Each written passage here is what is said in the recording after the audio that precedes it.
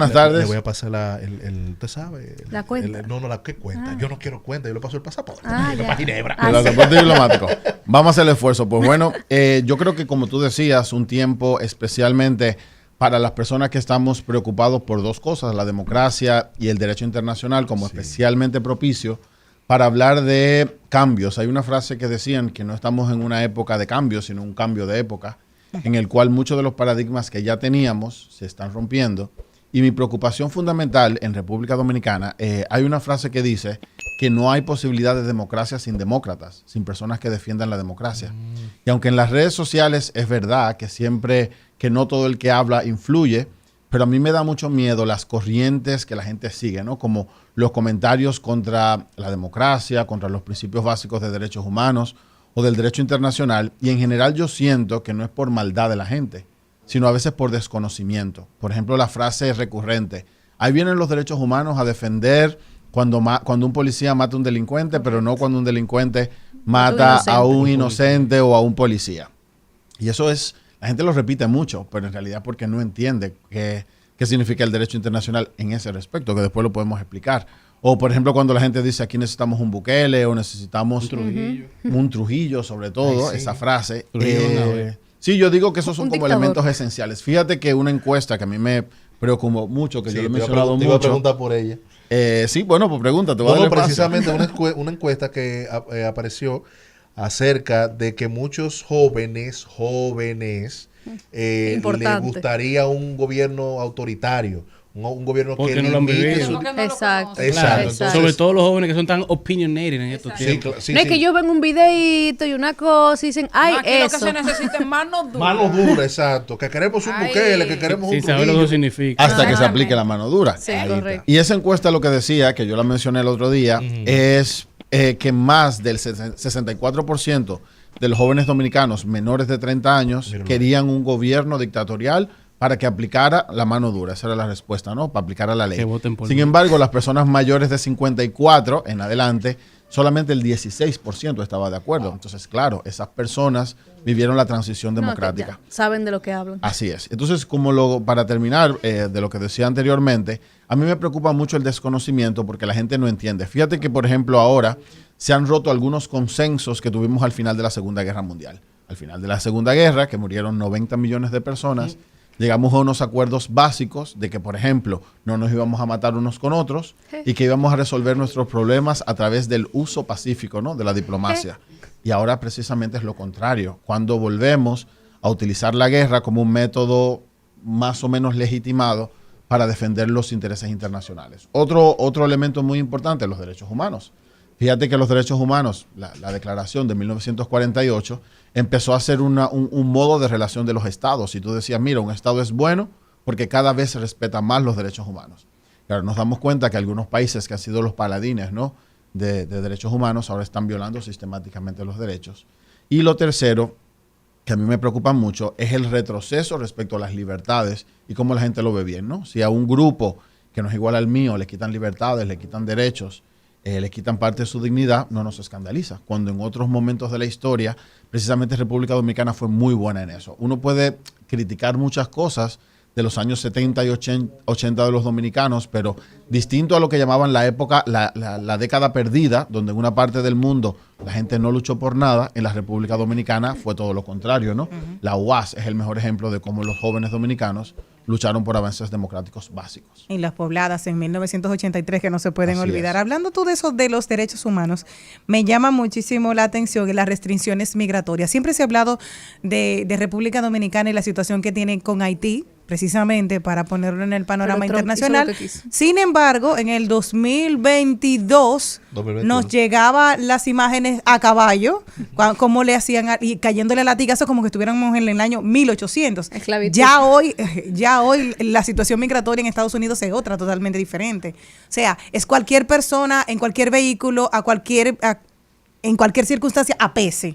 ¿Qué va a pasar con toda esta situación que hemos visto, estas restricciones migratorias? Ahora prohibir a Estados Unidos de 12 países, incluido Haití. Haití está prohibido totalmente de restringir la entrada a ciudadanos de otras nacionalidades, entre ellos Cuba y Venezuela, y las negociaciones bilaterales. ¿Qué me puedes decir tú?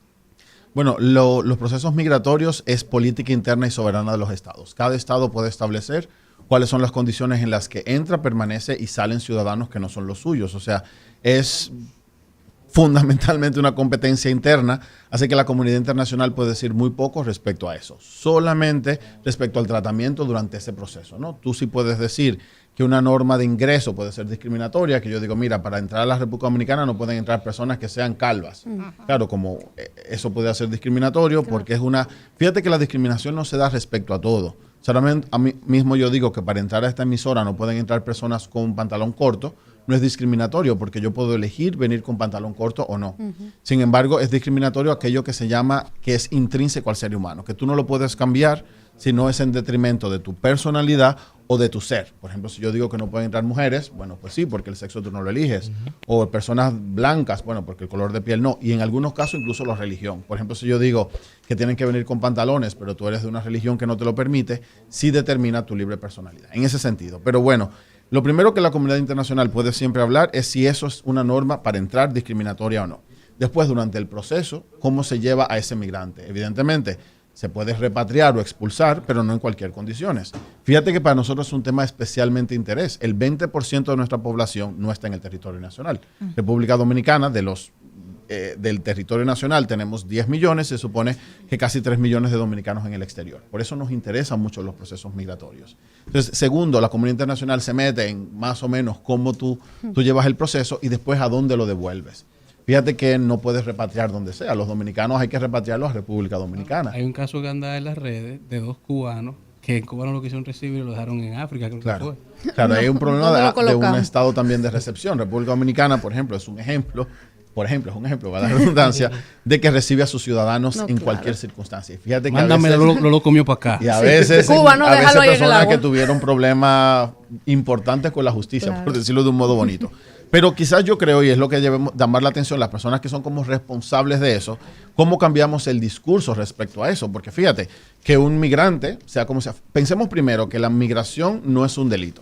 Si a ti te agarran como migrante, no te meten en una cárcel. Se supone que te ponen en un centro de recepción y tratamiento del migrante y de reubicación, porque no es un delito. Aunque internacionalmente es vamos a decir, una felonía, es una infracción, pero no es un delito. Entonces, ¿cómo trato a ese migrante? Y en general, yo creo que hablar de derechos humanos es hablar de un sistema de empatía. No todo el mundo está capacitado para hablar de derechos humanos, porque hay personas que optan por el pasar por alto la empatía por los demás. Entonces, claro, cuando tú dices, mira, a mí no me importa si a una persona la matan a pedradas, bueno, pues entonces contigo no podemos hablar, ¿no? Exacto. Pero Tú no los vas- tú no ves en este panel. tú no eres mi mesa de No diálogo. era el target. Porque si en realidad el principio básico para hablar de derecho, tanto internacional como nacional, es el respeto a la dignidad humana. Fíjate que una cosa curiosa que yo discuto mucho es cuando la gente dice que va a defender la nacionalidad dominicana. Pero bueno, yo entiendo, fíjate que la Constitución dice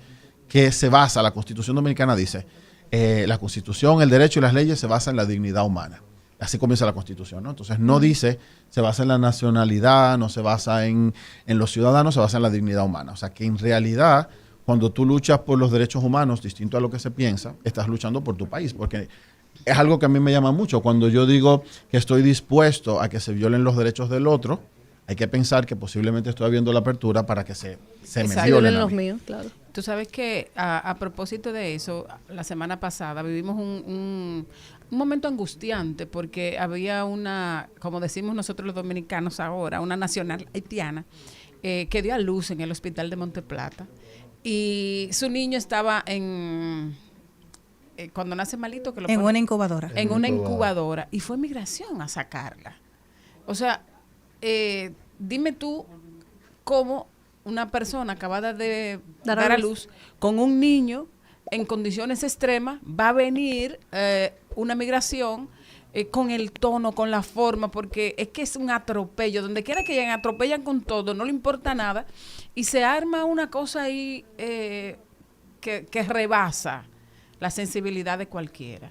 O sea, hablando del tema de la dignidad humana y del respeto, porque yo siempre digo que todas las leyes, todo lo que nosotros hemos construido como seres humanos tiene que ver precisamente con respetar la dignidad humana. Si las leyes no son para preservar la vida, para respetar, para acoger, para proteger al ser humano, ¿qué sentido tiene todo esto?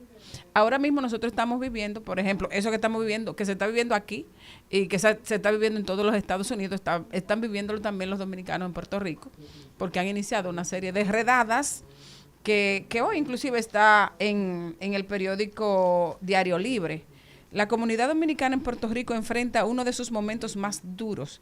Las redadas migratorias del Servicio de Control de Inmigración y Aduanas han sacudido el sector del barrio obrero en San Juan, dejando tras de sí temor, comercios paralizados y familias fracturadas. Desde enero, 528 personas han sido detenidas, de las cuales 392 son de nacionalidad dominicana. Según esas cifras de BBC Mundo, los operativos han afectado profundamente el tejido social y económico de esta zona, conocida como un punto neurálgico de la migración dominicana. Hay personas pasando hambre porque no se atreven a salir de sus casas.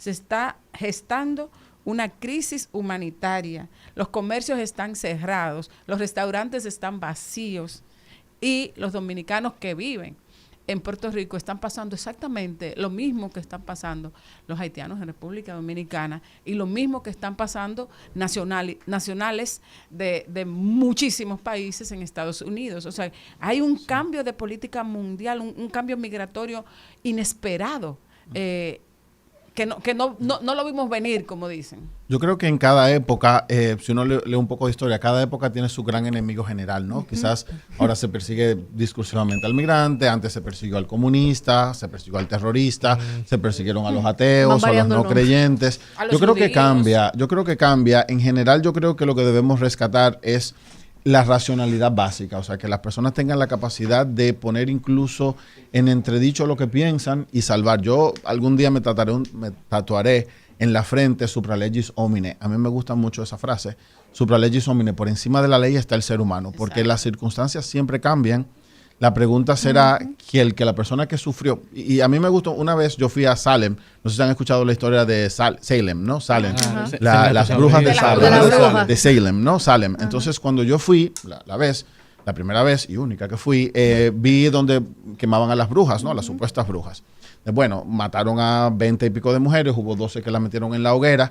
Y bueno, después se descubrió que no había brujas. Y después ahora decimos, no hay brujas. Sí, pero las 12 mujeres torturadas terminaron torturadas. Claro. Y las 12 muertas están muertas. No, y uno dice, entonces ya pasó. Y uno dice 12, porque son las de Salem. Claro, pero en cuántas en las otras ciudades. En el mundo no vas a volver a traer a la vida. En la Edad Media fueron quemadas. O por ejemplo en Edimburgo, usted, no sé si han ido a Edimburgo, pero una cosa que el centro de Edimburgo ahora tiene un parque que antes era un lago donde se llevaban todos los excrementos de la ciudad y a las mujeres la tiraban y la idea era, si flotan no son brujas.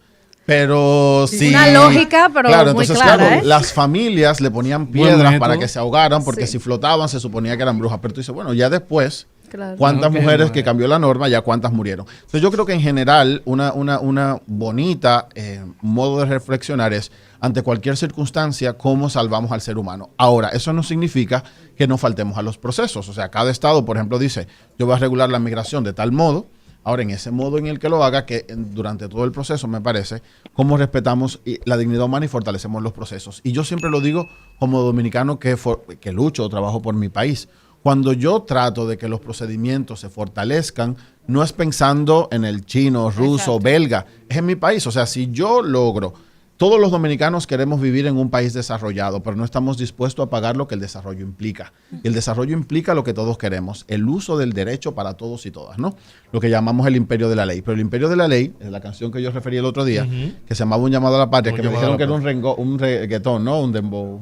Un rap. Bueno, yo estuve perdido. Pero que decía, yo quiero 2 policías. Un policía que implante la ley y un policía que me dé un chance. Entonces, claro, nosotros queremos una sociedad desarrollada, pero eso siempre implicará derecho de todos. Y en la República Dominicana, eso es lo que estoy hablando con los senadores. Derechos y deber, el tema también de la corrupción. Nadie quiere la corrupción siempre y cuando a mí sea que me convenga o no me convenga. Exacto.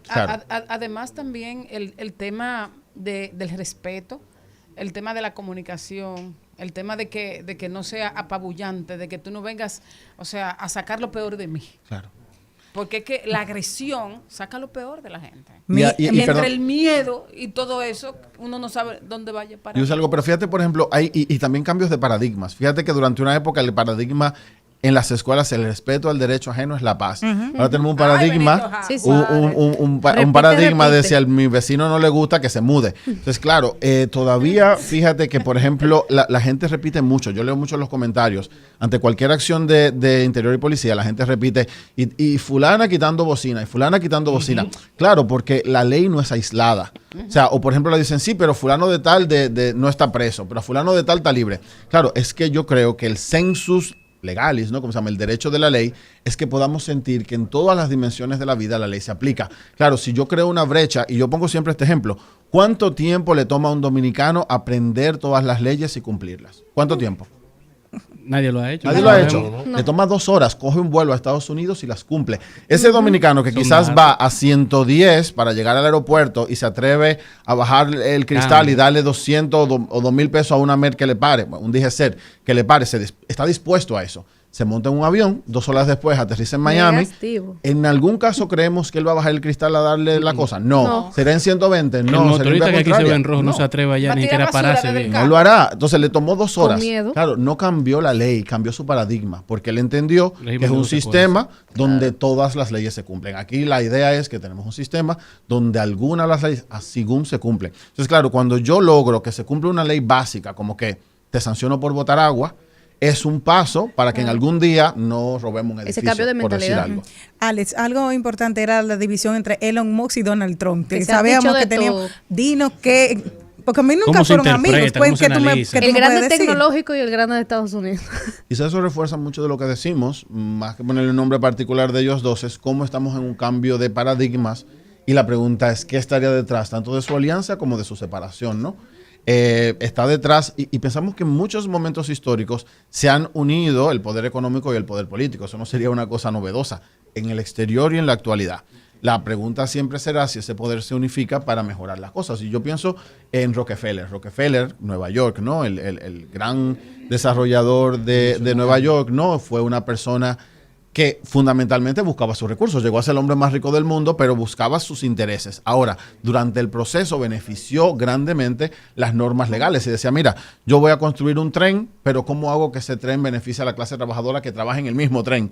¿No? Entonces, la gran pregunta es cómo quizás el cambio de paradigmas hace que esa nueva alianza no sea necesariamente en beneficio de la colectividad. Y lo vuelvo a decir, mi gran preocupación no es eso, que estas dos personas se alineen o no, sino cómo las personas reaccionan y dicen, bueno, esto está bien, está mal, o cómo lo traemos al patio, ¿no? Y decimos cuáles son las alianzas público-privadas que benefician más o no a nuestra población. Alex, ¿cómo se puede continuar esta conversación? Alex García León y nos vemos pronto por aquí. Repíteme la frase que te va a tatuar. Supralegis homine. Pero aquí me la voy a poner en la frente. Por encima de la ley siempre debe estar el ser humano. No se muevan de ahí, que nosotros continuamos.